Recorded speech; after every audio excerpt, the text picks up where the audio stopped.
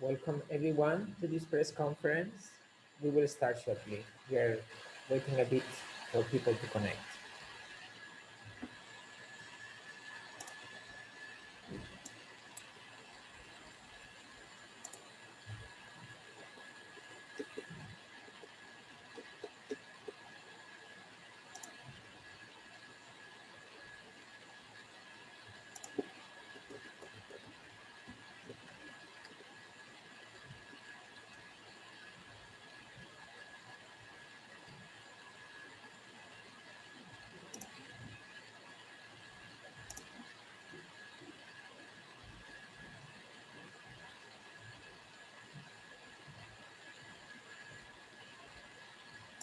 Welcome.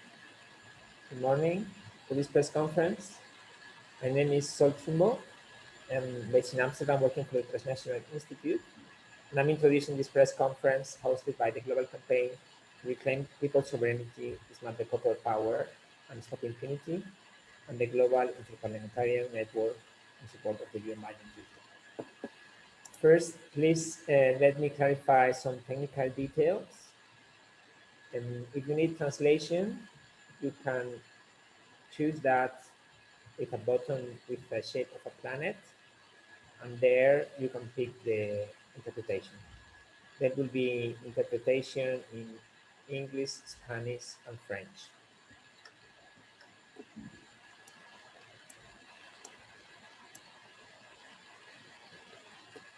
You can choose. Having solved that, and I will be talking mainly in English, and other presenters, panelists will use other languages. So now we can start. Welcome to this press conference in the context of the 6th session of the UN Human Rights Council Open-Ended Intergovernmental Working Group on Transnational Corporations and Other Business Enterprises in respect to human rights, which is being held in Geneva since yesterday until this Friday. We have organized this press conference every year in the last year since 2015 in Geneva. But this year, due to COVID restrictions, many of our interventions are being organized virtually, and we also decided to organize this virtual press conference to be able to present our points and our considerations about the process. As I said, this press conference is hosted by the Global Campaign to Dismantle Corporate Power, Reclaim People's Sovereignty and Stop Impunity. It's a global coalition of more than 250 social movements, civil society organizations, affected communities by transnational corporations' activities, and trade unions. Together, this global campaign represents 265 million people globally. We are organizing this together with the Global Interparliamentarian Network in support of the UN Binding Treaty, which is formed by more than 300 elected members of parliament around the world. Just before giving the word to our panelists, we will be collecting your questions. You have a button with a Q&A in your screen in the bottom part of it. We'll be collecting those questions, and we will address them after interventions from our panelists. The press conference will last 60 minutes, and we look forward to hear from our panelists and receive your questions. First of all, I'm going to give the floor to Leïla Chaibi, who is member of the European Parliament, the European United Left, Northern Green Left from France. We thank you, her, to joining us today, and I give the floor to her. Thank you.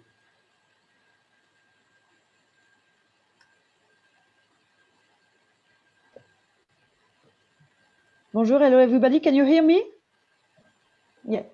Hello, buenos dias. Bonjour tout le monde. Merci au Transnational Institute pour la coordination de cette conférence de presse et à l'ensemble des organisateurs. Alors, je suis ravie de pouvoir participer à cette conférence de presse. On constate aujourd'hui qu'il n'y a toujours pas de traité pour protéger les droits humains, alors que on compte plusieurs centaines de traités pour protéger les investisseurs. Il y a une asymétrie flagrante entre, d'un côté, des transnationales qui peuvent dicter leurs lois aux États, et de l'autre côté, les communautés, les populations, les employés, dont les droits sont bafoués quotidiennement, parfois au péril de leur vie.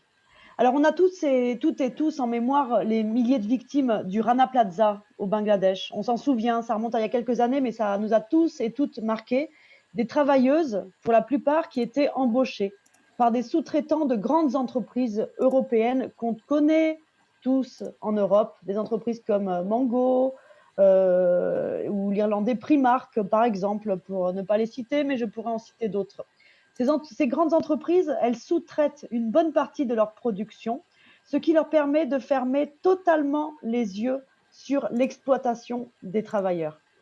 Pour vous donner un autre exemple, en Ouganda et en Tanzanie, les projets pétroliers de l'entreprise française, donc de mon pays, Total, impliquent des déplacements massifs de population. Les sous-traitants de Total ont en effet pour tâche de faire déplacer des milliers de familles pour laisser la place aux infrastructures pétrolières en bafouant allègrement les droits des communautés.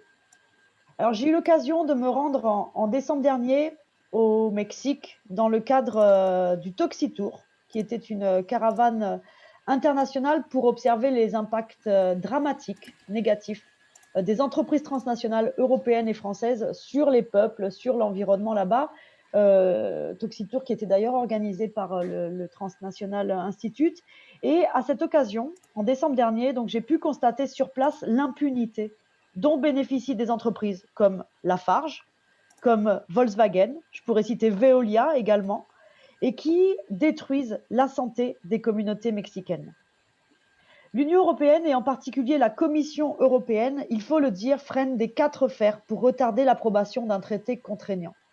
Alors que dans le même temps, l'Union européenne n'a eu aucun problème à signer des traités de libre-échange avec le Mercosur ou, comme on l'a vu au cours des derniers mois, avec le Mexique, avec le Japon également et bien d'autres. Tout ça est profondément injuste. Avec nombre de mes collègues députés européens, nous continuons de demander avec force à la Commission européenne qu'elle arrête de faire la sourde oreille aux demandes de la société civile et des populations affectées par les activités des entreprises transnationales, qu'elle arrête de protéger les grandes entreprises européennes et qu'elle fasse enfin respecter les droits humains. Non seulement en Europe, mais également dans tous les pays où les multinationales européennes sont implantées. C'est le sens de notre implication auprès de la campagne mondiale pour revendiquer la souveraineté des peuples, pour démanteler le pouvoir des sociétés transnationales et pour mettre fin à l'impunité de ces sociétés transnationales. C'est également le sens de l'appel qui est lancé aujourd'hui par de nombreux élus locaux, dont d'ailleurs une dizaine d'élus locaux de maires de villes françaises comme Marseille, comme Grenoble, un appel à ce que l'Union européenne s'engage activement dans le processus de négociation. Il est important, je crois, de se battre à tous les niveaux, à tous les échelons et à tous les postes pour stopper l'impunité des entreprises transnationales. Merci. Merci beaucoup, Leïla. I will give the floor now to our next panelist, Seipato, who is the coordinator of the Southern Africa campaign to dismantle corporate power from the Alternative Information and Development Center, AIDC, in South Africa. Thanks a lot, Kia, for being here today with us, and the floor is yours. Thank you so much, everyone, and thank you so much to the Global Campaign for hosting this press conference. I think the previous speaker also alluded to kind of how corporate impunity manifests in different areas, and for us to stress how corporate impunity manifests in different areas gives us an idea of why should we get and need an ambitious treaty itself. I think comrades would understand that particularly in the African context, how extractivism or actually different modes of accumulation looks like is that many of community members and people are actually the ones that are bearing the brunt for corporations to be able to grow and expand. So a lot of community members have come together and banded together under the umbrella of the right to say no, demanding and sort of putting forth their consent rights. I think it's important, and it's an important means to sort of try to curb and challenge the power of transnational corporations itself, with the treaty itself being at the forefront of it.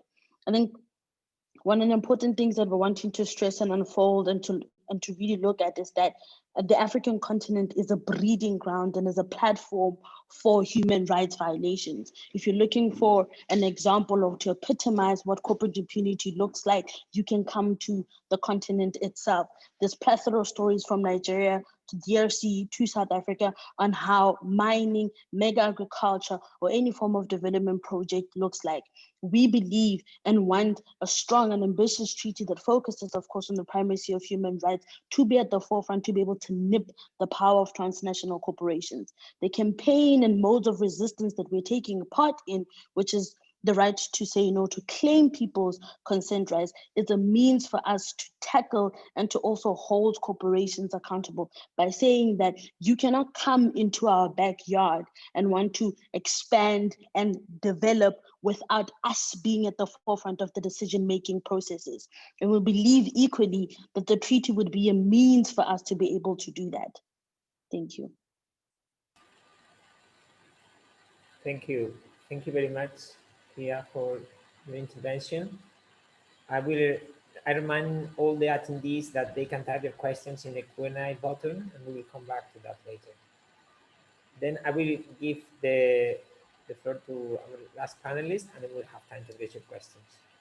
And I will give the floor to Mr. Charles Santiago, member of the Malaysian Parliament and chairperson of the ASEAN Parliamentarians for Human Rights. Thank you, Charles, for being here, and the floor is yours.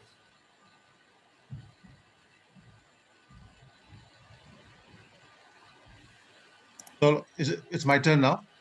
Yes. Oh, okay.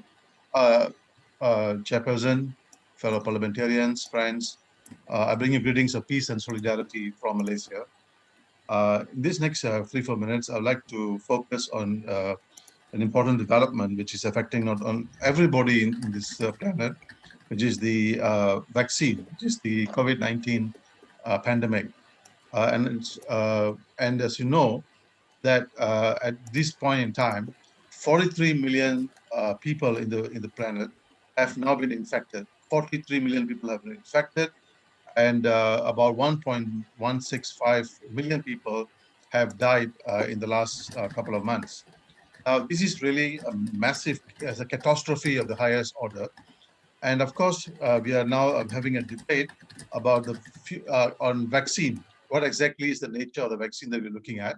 And how do we conceive this vaccine in terms of a public good? Now, some of us like to look at the issue of public good, that we think that the vaccine should be a public good, but not everybody agrees with that. They talk about it as if corporations talk about it.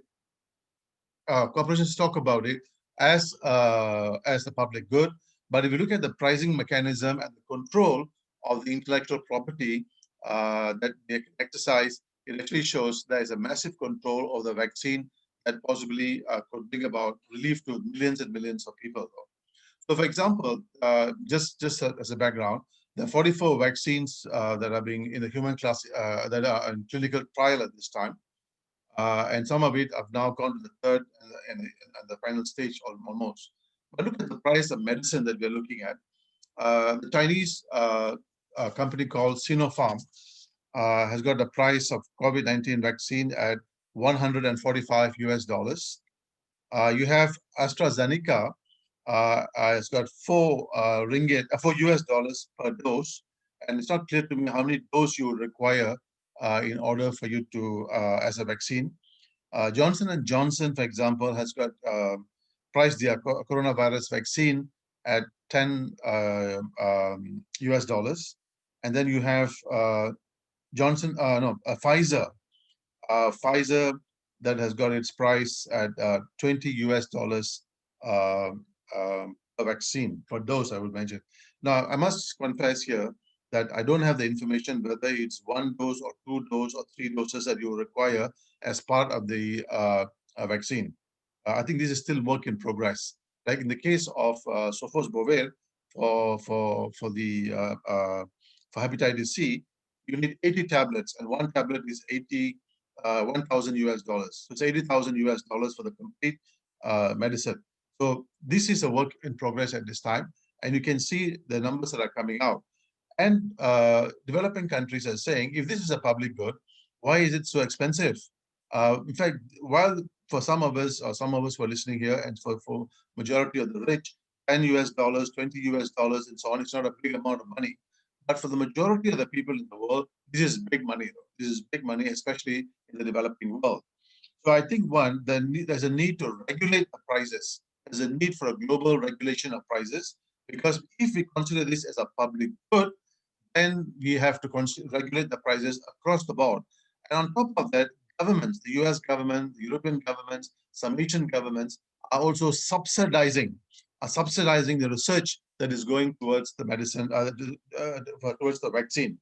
Now, there are some governments like India and South Africa, and also other countries are now coming forth, asking for a suspension of the TRIPS agreement, as a way of trying to subsidize the cost and also to remove the control from the big corporations that actually will ultimately control prices and so on and so forth. So I think basically we are now in a massive struggle. I think we should mount a massive struggle. One, to regulate the price of COVID vaccine, COVID-19 vaccine, and number two, to take away the regulation, to take away the binding regulation on the TRIPS agreement, so that other countries, developing countries, can take advantage and produce it in terms of generic version and so on and so forth. So I think basically we have to fight on these 2 grounds. But I think this is a fight that we have to put forward, because we really have no choice. We really have no choice, because this is about life and death. We always talk about life and death and medicine. And the way developing countries, especially big countries, rich countries, where you have big pharmaceutical companies located, they are not happy with handling with the demands of the developing countries like South Africa as well as India, wanting to relax on wanting exclusion from the TRIPS agreement, and I think this is a violation of intellectual property rights. So I think basically this is a fight that we have no choice but to fight, and should be provided at the most cheapest and the most affordable cost in the interest of humanity, I must say. As I said earlier, 1 million over people, 1.165 million people have died, and at this time, as we speak, 43 million people have been infected. Now, this is a what do you call a plague of almost that's wiping out, especially poor communities in all over the world. So therefore, the need to control the prices, the need to contain the prices, the need to control the use of intellectual property rights as a way of trying to control the prices itself, and the control of big pharma on the price structure that we will possibly get. Because if you don't control big pharma, then the prices that they are promising right now, like Johnson & Johnson 10 US dollars, Pfizer 20 US dollars, will change very fast, because then they will say, okay, we will now increase the price to market price. These are prices that they're just floating right now. As I said, I'm not sure whether it's for the first dose, second dose, or third dose. It all varies.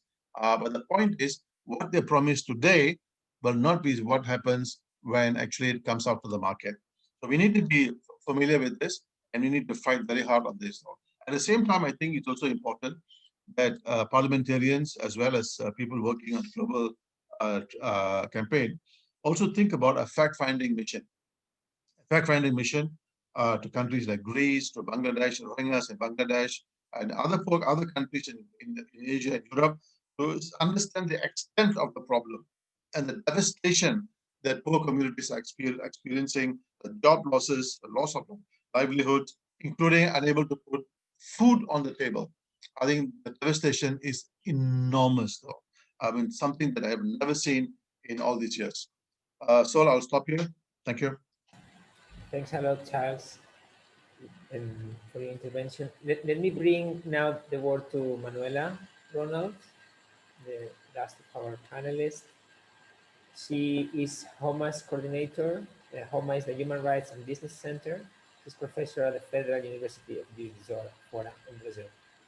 Please go ahead.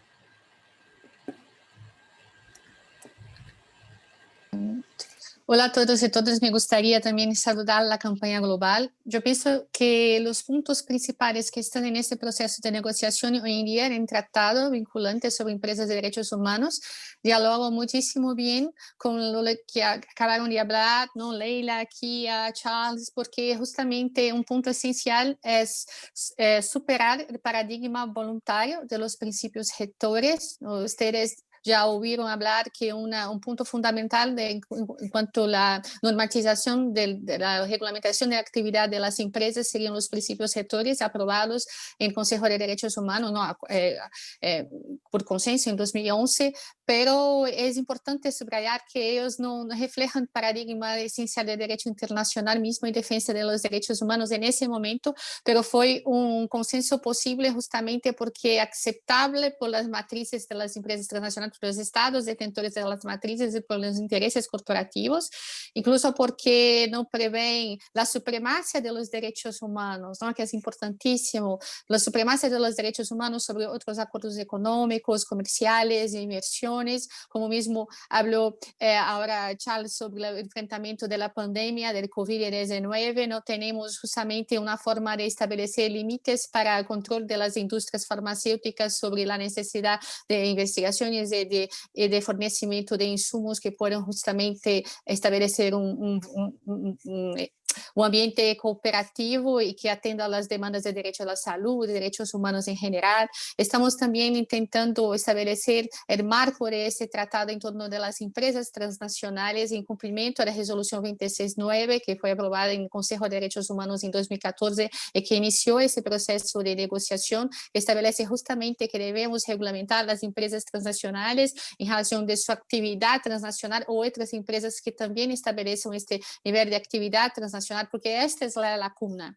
Y lo que está implícito también en eso es establecer obligaciones directas para estas empresas transnacionales. Como dijo Leïla, ya hay derechos consagrados para estas empresas. Hay más de 3.400 tratados de inversiones internacionales que incluso pueden establecer una perspectiva de proceso de justiciamiento de los estados para atender los intereses de estas empresas transnacionales, pero no tenemos tratados que justamente defiendan los derechos humanos. Y cuando vamos a hablar en la defensa de los derechos humanos, que sería ese tratado internacional, no solamente las normas voluntarias serían suficientes, pero cuando las empresas buscan garantizar sus derechos, establecen normas realmente imperativas, normas vinculantes para los estados. Entonces precisamos establecer obligaciones directas para las empresas transnacionales, no solamente para los estados, porque los estados muchas veces están capturados o submetidos a una lógica de atracción de inversiones internacionales que facilitan un ambiente también de impunidad para estas empresas. Manuela, disculpa un momento, por favor. Está bien, pero habla un poco más lento para la interpretación. Gracias. Está bien, pero solo un poco más lento. Gracias. Sí. Entonces, ya hay, ¿no?, tratados de inversiones, varios instrumentos normativos que establecen derechos para las empresas transnacionales, como ha dicho Leïla, pero no tenemos un marco de obligaciones que realmente sean vinculantes para estas empresas transnacionales y para llenar los vacíos, las lacunas dejadas por los principios rectores, como también la perspectiva de la extraterritorialidad. Entonces, necesitamos establecer un plan de alcance de la responsabilidad, tanto en la perspectiva civil, administrativa, penal, que en la definición de carácter transnacional que alcance toda su cadena de valor por la responsabilidad, incluso matrices por violaciones de derechos humanos por sus filiales o otras relaciones de negocios que sean como subcontratistas, fornecedores, no solamente la dinámica no formal establecida en vínculos jurídicos específicos, pero sacar todo ese velo corporativo que pode identificar justamente quem tem o controle da atividade produtiva e responsabilizar isso para que se estabeleça de maneira clara um acesso à justiça de los afetados e afetadas por violações de direitos humanos. Em termos preventivos, necessitamos cambiar todo o paradigma da due diligence, né, da devida diligência, due diligence, que se estabelece em plano internacional como um mecanismo importante de prevenção, pero que é um marco que está em los princípios retores e que deixa para as empresas su automonitoreo. Elas mesmas vão dar as informações que vão estabelecer se estão ou não violando os direitos humanos. Esse tipo de lógica deve ser cambiada também por el tratado, porque se sea um tratado de direitos humanos, vai estabelecer uma perspectiva de controle também externa e neutral da atividade empresarial, com direitos estabelecidos para as empresas, de dar informações de forma transparente, que se liga como seria a lo que eu disse no início, com relação às obrigações diretas das empresas transnacionais. E também devemos estabelecer mecanismos, remédios que sejam mais efetivos para a responsabilização, que seja não somente um comitê general, como se estabelece neste plano de tratado neste momento, pero também mecanismos que seja pelo menos uma possibilidade, como uma corte internacional para juzgar as empresas transnacionais. Então, de forma general, como estão dizendo hoje em dia, não é somente uma complementariedade que seja cambiar o paradigma dos princípios retores para vinculantes, porque eles têm lacunas que devem ser llenadas e se complementar em termos de avanços estruturais em los princípios retores para um novo marco de regulamentação da atividade transnacional que seja realmente efetivo e que possa combater a impunidade. Gracias. Obrigado, Manuela. Thank you very much. We have been receiving a number of questions. We are going to try to address them. And for the panelists, also tell you in our internal chat and put some of them. Some of you have already said you would like to address some of them. The first question is for Seipato. So could you please explain if the content of the draft treaty has improved since October 2018? Thank you. Thanks for that. So I think there's been a few cosmetic changes to the draft treaty itself. For one of the ones that are very strong that stand out for me is, of course, around issues around developing a gender mechanism. And then the second thing that really stands out in the draft treaty from 2019 is, of course, the change in relation to free, prior, and informed consent. Whereas the previous draft treaty spoke about free, prior, and informed consultation. And this time looking at, of course, consent for indigenous groups. So we're seeing there's a slight movement in relation to some of the points and issues that we're putting forth that are coming through and living in the treaty, but we do need to sort of tie in and sort of tighten up the draft text itself. There are, of course, some fundamental glaring omissions within the treaty itself, but for me, those are the two that are clear. I think for the past couple of years, the issue in relation to the gender dimensions and the impacts of corporate impunity to people has been particularly left out. And in the current draft treaty, we're seeing it coming in, which is sort of slightly welcomed. But I think the biggest for me, just to sort of change some of the question a little bit, the issue in relation to the scope and of course direct obligations is one thing that is really standing out. Thanks. Next question is for Leïla. What do you think of the agreement the EU is negotiating with Mexico? I gather the trade agreement with Mexico, also in view of the operations of the European TNCs you mentioned. Thank you.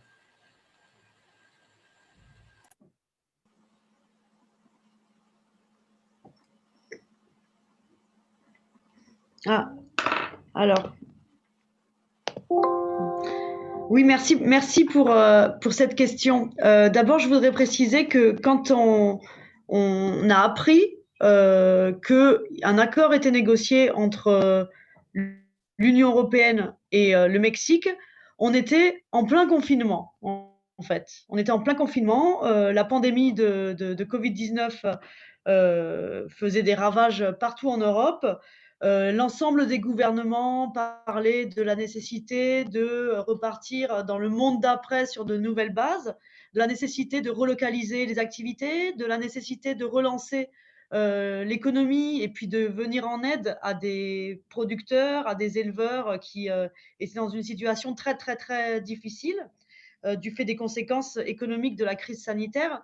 Et donc là, ça a énormément choqué, surpris d'apprendre que, comme ça, en catimini, eh bien, on avait négocié l'importation de dizaines de milliers de tonnes de bœuf mexicain, parce que c'est ce qui est indiqué dans cet accord, alors même que les éleveurs en France étaient en difficulté. Et puis par ailleurs, je crois que donc de manière générale, les accords de libre-échange ont plus leur place dans le monde d'après, alors que la nécessité de relocaliser la production s'impose, alors même que tout le monde s'accorde sur le fait qu'on a des enjeux en matière de transition écologique qui font qu'on ne peut pas se permettre de faire venir de la nourriture ou des produits de l'autre bout de la planète. Et ce qui nous inquiète dans cet accord de libre-échange entre l'Union européenne et le Mexique, maintenant, plus pour revenir, disons, j'ai parlé là du problème que ça pose pour les Européens, mais là où je pense que ça va faire qu'accroître, moi, ce que j'ai constaté en décembre dernier dans le cadre du Toxitour au Mexique, c'est, moi j'aime bien parler d'une nouvelle forme de colonialisme en fait, où on a des entreprises françaises et européennes qui se permettent de faire des choses au Mexique là-bas que jamais ne se permettrait de faire en France.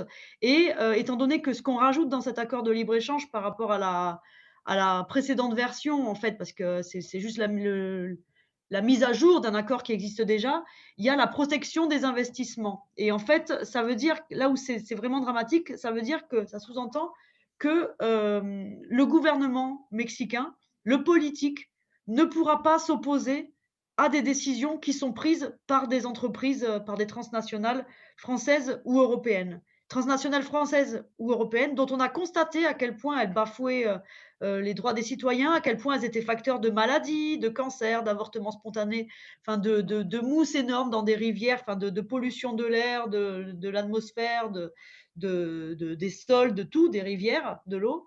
Et bon, donc en tout cas, enfin moi je fais partie de la délégation Euromex au Parlement européen et Europe-Amérique latine. Pour l'instant, cet accord, il n'a pas été ratifié par les gouvernements. Il a été négocié par l'Union européenne, mais il n'a pas été ratifié par le Parlement européen non plus. Comptez sur nous pour nous opposer. Je suis assez optimiste, et ce sera mon dernier mot là-dessus. Je suis assez optimiste sur les oppositions. En fait, je pense que le contexte nous est plus favorable parce que, bon, pour les raisons que j'ai évoquées, c'est-à-dire que maintenant, après le Covid, dans la période post-Covid, on s'accorde sur le fait que on ne peut plus refaire comme on faisait avant, et notamment sur les accords de libre-échange. Et puis, on a vu que sur le Mercosur, moi, j'ai été très surprise parce que même mon gouvernement, le gouvernement Macron, qui est généralement le premier à signer ces accords et puis à s'en faire le défenseur, même là, on entend des voix s'élever qui vont au-delà de notre camp, du camp de notre camp social qui est habituellement contre les accords de libre-échange. On sent que le front s'élargit dans la bataille contre ces accords de libre-échange, ce qui me rend plutôt optimiste parce que je pense que c'est un accord perdant-perdant, perdant à la fois pour l'Union européenne et en même temps pour le Mexique. Merci beaucoup, Leïla. I have a question from APT, the French News Agency, and I will just read that loud. And you have also in the chat for the panelists, so please consider who wants to reply. The question is, how close are you to agreeing on a treaty text? Is there a clear timeline? Which countries are trying to block progress on this? And what concretely do you expect to achieve this week? Is there any of you who would like to address that question?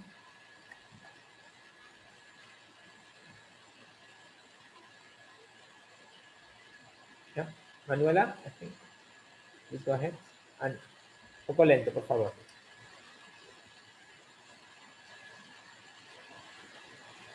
El micrófono está apagado, perdón.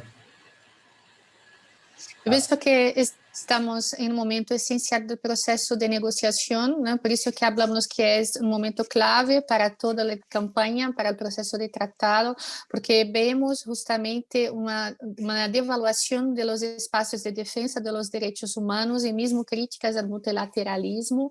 Então, hoje mesmo, ayer, né, quando se começou a sessão, se falava muito de espaços multiatores, que é um pouco o fundamento dos princípios retores, não? Que são princípios voluntários que possam ser aplicados conjuntamente por todos entre vítimas, que seriam os afetados e afetadas, as empresas e os estados, sem estabelecer realisticamente e reconhecer a diferença de poder entre estes atores, e são espaços que podem ser capturados. Então, o que vemos é que o espaço do Conselho está, em certa medida, sendo ameaçado por outros espaços paralelos que se querem criar, que podem estabelecer mais influência das empresas para estabelecer sua captura e não avançar justamente no marco dos princípios atores para algo vinculante que tiene lacunas essenciais para a responsabilização das empresas. Então, nesse momento, estamos assegurados de que o processo sigue, o que é bueno, porque no início lutamos muito justamente para a continuidade mesmo do processo de negociação. Então, é um bom sinal. Pero hasta este momento logramos mucho un avance para el proceso, pero el contenido que ahora es realmente el desafío, la gran oportunidad, es que hasta este momento também estabelece alguns, digamos assim, desafios para a perspectiva central de responsabilização das empresas, que seja a supremacia dos direitos humanos. Hasta esse momento estão a ser negociadas a perspectiva mesmo do conceito de empresas transnacionais e que está relacionada ao alcance do tratado, porque isso cambiou no processo, não? O mandato da resolução 26.9 implicava a negociação de tratado sobre empresas transnacionais. Então, em draft 1, que foi o borrador que se estabeleceu antes de esse, se cambiou este alcance para todos os negócios, todas as empresas, que se estabelece uma generalidade maior, mais grande do documento, o que temíamos, não? Porque se estabelece um alcance mais amplo, a possibilidade de se estabelecer, de se responder aos desafios específicos para as empresas transnacionais se diminui. Então, isso, hasta este momento, como aspecto central, também está em discussão para o texto final, não? Estabelecemos também a dinâmica neste conceito de empresa transnacional, na perspectiva de inclusão da atividade em toda essa cadeia de suministro, o que também cambiou de draft 1 para o draft 2 e que agora está em processo de renegociação e que queremos que vuelva, porque justamente essa expressão é uma expressão já consolidada em todos os estudos sobre o método da atividade transnacional e que já inclui a perspectiva extraterritorial. Então, quando se saca isso, pode se diminuir justamente o conteúdo transnacional do documento. O que também se negocia é a perspectiva de due diligence, devida diligência, perdão, que seria o câmbio desse paradigma para um paradigma que não seja solamente de estabelecer obrigações de meios, mas também de resultados, que possam justamente estabelecer obrigações para as empresas transnacionais especialmente. E este campo de obrigações para empresas transnacionais também está em disputa, assim como o alcance da responsabilidade, o nível de responsabilidade, que seja garantizado a responsabilidade para pessoas individuais também como diretores. Isto está em negociação e em disputa também no campo do Conselho, não? Que seja um tratado, um documento que alcance pessoas físicas como diretores das empresas, não somente as pessoas jurídicas, em aspecto civil, administrativo e criminal, o que também estabelece algum campo de resistência, não? E que estamos em processo de luta e que vai definir até esse momento ligada a um tratado final, um documento final ou não, e a perspectiva dos remédios, né? Da jurisdição também, que seja a afirmação de uma jurisdição capaz de alcançar o patrimônio mesmo de quem controla a atividade transnacional e que possa sacar o vielo corporativo, estabelecendo uma jurisdição universal, um mecanismo de jurisdição necessária, né? Que se chama Fora necessitatis, e também a perspectiva de proibição de foro não convenience, né, que já está em documento, pero necesita ser perfeccionado. Entonces, no estamos cerca de los aspectos centrales de decisión que pueda justamente alcanzar el objetivo final de la resolución 26.9 para ser suficiente en términos de responsabilización de las empresas transnacionales.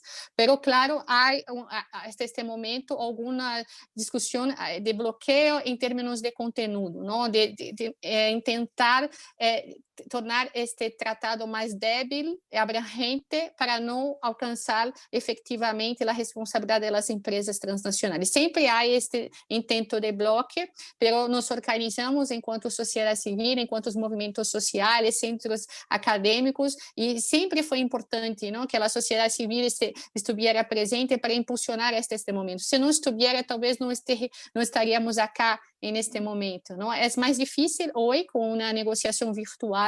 É por isso que tenhamos uma coalizão, uma cooperação que pressione este processo, já que a sociedade civil não está na sala hoje em dia, mas está pressionando e se organiza com os estados também que defendem, que eles estão ao lado das afetados e afetados para ser algo mais realmente produtivo e efetivo em termos de regulamentação da atividade transnacional. Graças. Yeah, thank you, Manoela, for the reply. So can I answer that, respond to that? Yes, please, go ahead. You had raised the question, or somebody had raised the question on how close the negotiations are, the conclusion of the negotiations. That was the issue that you had raised. But I think we are forgetting that we are not in normal times. We are in an unusual moment in in the world today, very unusual circumstances that we have. And that unusual circumstances requires us to rethink the fundamental premises of the binding treaty. The purpose of the binding treaty was to make companies accountable, local communities, to local governments, if you want. The point is to make it accountable and transparent in its way it does work, the way it conducts its business, whether through a supply chain or through trade agreements and so on and so forth. Now, in a pandemic, that level of accountability should be at the highest level. That level of transparency that we require should be at the highest level. So it's accountability, it's transparency, good governance, and whatever else that we want to put inside under the premise of human rights. Now, this is important, I think, at this time, because what we do now in the unusual moment as a transition from a pandemic to a post-COVID environment is going to be very, very important. We need to move to an equitable situation. We need to move to a more democratic situation. We need to make companies more accountable. How do you do that? It must be in the contract, in the agreement itself, in the binding treaty itself. If it is business as usual for business in a pandemic, then we are in serious trouble, and it's time that we put pressure on big business that this is not business as usual. Now, in these circumstances, we need to rethink whether government should rethink, big corporations need to rethink, UN has to rethink whether we can allow a business as usual approach in a time of a pandemic. I think this is something that we really have to do. And therefore, what you do in the worst of times is what happens when you do in the best of times. So therefore, now as a community of people, as society and as governments, as civil society, trade unions, we have to come together to see how to solve the problem of pandemic, especially involving a vaccine. Okay? So my view is that it cannot be business as usual, and the tax also cannot represent notions of business as usual. Give leeway to business, make them progressive, make them give them the loophole, give them what they want, provide for the highest level of intellectual property rights. I think this is going to kill people. And I think this is something that business knows, but it still does that. And therefore, for the binding treaty to be credible, whether today, tomorrow, in an unusual environment, in a pandemic, it has to show that a binding treaty, and the governments that are sitting around the table can make corporations binding, though, and most of corporations accountable. It should be binding, it should be accountable, it should be transparent, and it should follow all the human rights process that's already enshrined in the UN. I think this is an important moment, and we cannot accept the fact, we cannot allow business to go away with the fact that, business as usual. Not possible, though. We really have to hold them. We really have to change the discourse. We have to. And I think governments, especially the European Union, as well as the American government, really has to wake up to that. I mean, look at the number of people who are dying in the US. Look at the number of people who are dying. Do you want to take a business as usual approach? It's a disaster. So I think we need to keep that in mind as we think about, are we close to concluding the negotiations? I mean, what's the point of concluding a negotiation which has got no link to people or does not enable people, or it only enables business? Though this is not the way to go for the future. Thanks, Charles, for this. We have another question. Many of the questions have been already answered, so thanks to the panelists for that.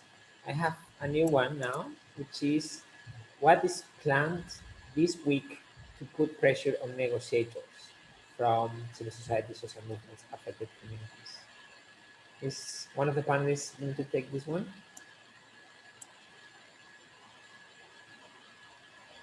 I see. Kia? Maybe Kia, would you like to address this one? Thanks. I think as we mentioned earlier, the ideas of having not being able to be physically in Geneva has made it a little bit difficult to put a lot of pressure on negotiators personally or physically. But there's been a considerable amount of work been done by civil society organizations, and in particular the Global Campaign, to make sure that we send and share our commentaries in relation to the draft, and also identify in particular states or negotiators, if you like, who are leaning towards some of our positions, to be able to share with them our ideas, to give them content. I think African civil society have tried to come together and develop what we call regional consultations and workshops to make sure that we get the voices and ideas from people on the ground to comment directly on to the treaty. So joint statements have been written and sent to different missions, and even direct commentaries have been sent to different state missions to say, hey, this is our opinions, this is our thoughts, and this is what we think in relation to how the treaty text could be geared towards helping affected communities themselves. Of course, there's different other avenues also of trying to do that. So we'd also be sending letters directly to state representatives, and of course through other means like social media, to be able to show people that this is the issues that are facing affected communities, and this is where we stand. So whether it be through tweeting or sharing Facebook messages, but much more important, I think it's been the direct sending of commentaries and letters and joint statements to state representatives and particular negotiators who kind of definitely share our sentiments and understand the importance of the treaty itself, and would like to get an understanding from affected people and civil society on how the language needs to be shaped to give us a strong and robust treaty. Thank you. Thank you very much, Pia. We don't have any pending questions at the moment. Pode ser comentário? Yes, yes. No, porque yo pienso que también una cuestión importante que podemos subrayar es que los movimientos sociales, organizaciones de la sociedad civil, ¿no? La sociedad civil en general se prepara sobre este tema hace también muchos años, antes mismo del proceso, cuando se aprobó la resolución 26.9. Entonces, estamos intentando demonstrar que todos los argumentos que son contrarios a las demandas de la sociedad civil no son argumentos realmente jurídicos, ¿no? Son más políticos. Tudo aquilo que planteia a sociedade civil já pode ser assegurado por direito internacional. Então, é muito importante estabelecer isso, não? Que quando estabelecemos o reconhecimento dos princípios retores, já havia mais a hacer que os princípios retores. Os princípios retores não garantem o melhor do direito internacional para a proteção dos afetados, das afetadas, para a regulamentação das empresas. Então, já há hoje outra possibilidade justamente em outros marcos jurídicos internacionais de proteção dos direitos humanos, de se garantizar a supremacia dos direitos humanos, obrigações diretas para as empresas, mecanismos efetivos de extraterritorialidade, amplitude da responsabilidade civil, penal, administrativa, o reconhecimento de outros, incluso de uma corte internacional que pueda juzgar empresas transnacionais. Tudo isso tem uma viabilidade reconhecida pelo direito internacional. E isso a sociedade civil está demonstrando no processo de negociação. Então, é justamente uma questão mais de vontade jurídica, política, do que tecnicamente de viabilidade jurídica. Então, estamos fazendo statements e demonstrando que há a possibilidade de realizar esses objetivos, não? Neste processo de negociação. Então, a sociedade civil se prepara, está preparada e está demonstrando isso. Thank you. Obrigado. Right now, we don't have pending questions. We have like 8 minutes to go. You can think on more questions if you like using the Q&A button. Meanwhile, I gave the floor to the panelists if they want to comment on something. Otherwise, we can start closing the press conference. Is there anyone who wants to have another remark?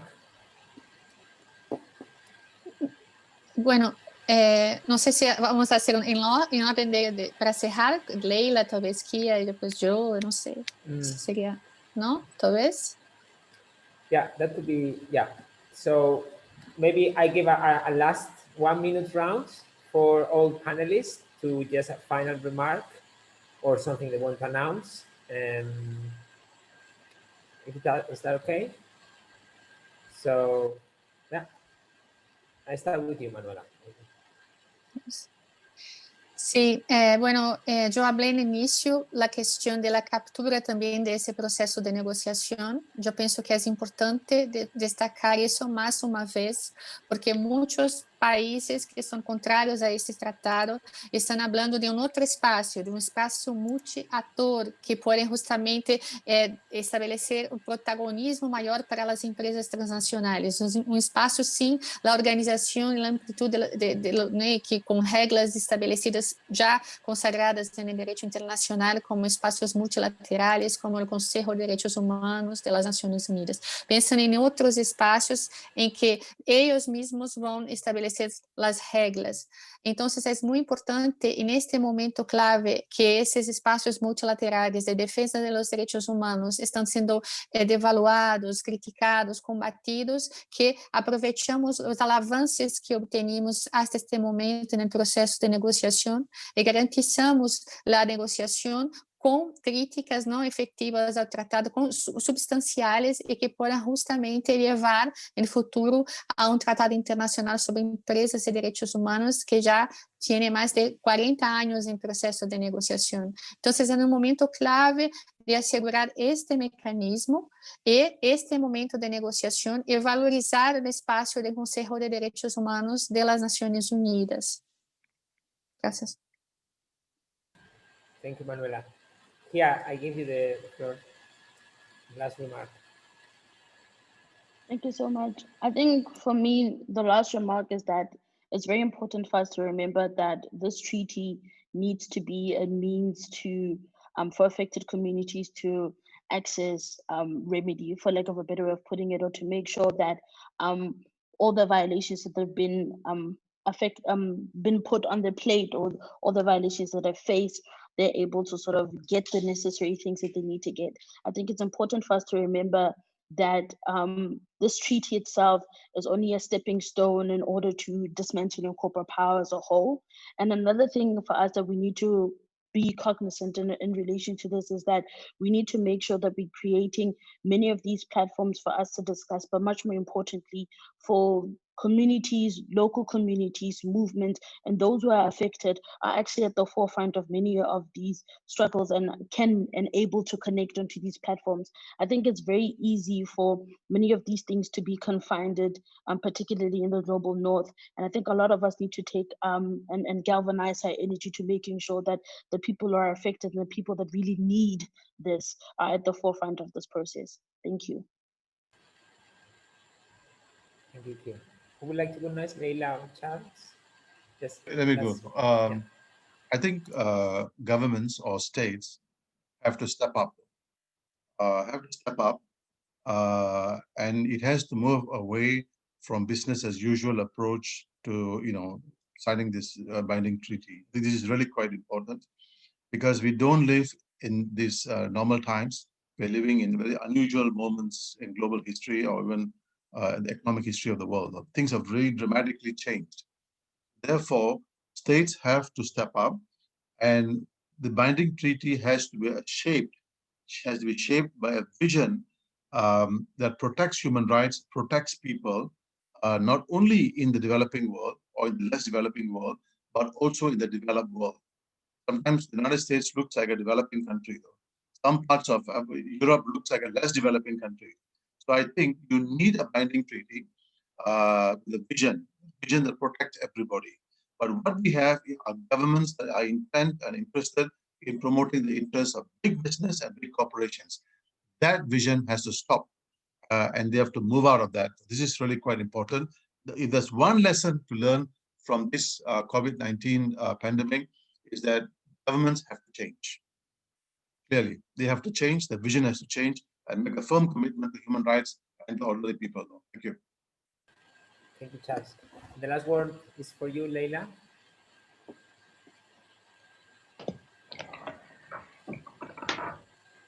Oui, merci. Beaucoup de choses ont été dites, mais je voulais juste en un mot dire que je crois que la situation nous donne raison et la situation rend plus insupportable que jamais le fait que des entreprises transnationales s'exonèrent de leurs responsabilités. De leurs responsabilités dans un contexte de pandémie. Et je crois qu'au niveau de l'Union européenne aussi, on a des arguments donnés par la situation. La pandémie a montré à quel point il était insupportable pour les citoyens que l'Union européenne ne se préoccupe pas de la solidarité, se préoccupe plus du marché, de l'intérêt des capitaux, des lobbies, des transnationales, plutôt que de l'intérêt général et des droits humains. Et c'est tout ça, c'est des arguments qui jouent en notre faveur et sur lesquels nous, on va mettre la pression, on va continuer d'activer pour faire en sorte de stopper cette impunité, chose qui est plus nécessaire que jamais. Encore merci à tous et toutes pour l'organisation de cette conférence de presse. Merci beaucoup, Leïla. So I'm going to be closing the press conference. I would like to thank everyone and also to recall that both Leïla and Charles are part of the Interparliamentarian Network for a Binding Treaty with more than 300 members of parliaments from all over the world. Today is also an important day for the network because they have published a statement in the Financial Times as the Global Interparliamentarian Network. And also today, we have seen the announcement of a network of local authorities supporting the binding treaty. This is an announcement of today especially from France. More than 20 mayors have supported the creation of this network. Also, the mayor of Barcelona, Ada Colau, has supported this initial network for local authorities that we are sure will grow rapidly. So we can inform you further about this if you are interested. There is also a press release from France explaining further about this. But this is not only a French or European effort, but it's a global that is also starting today. So I'll be closing. Thanks for all for your questions and for the panelists for coming from all the time zones of the world, I think. We are very glad of your participation and we will continue the negotiation for the rest of the week. Thanks a lot. Thanks all. Thank you very much, everybody. If you would like to arrange interviews or receive further information, you can write me directly. In any case, tomorrow we will send a link to the recording of this press conference and more materials. But if you are in a hurry for more content, please contact me. Thank you. And you can use our hashtag or the hashtag of the negotiations also to follow the content. Thanks. Gracias. Ciao. Thank you. Take care. Thank Cheers. you. Ciao. Thank you. Bye bye, See. thank you. Au revoir. Ciao. Obrigado.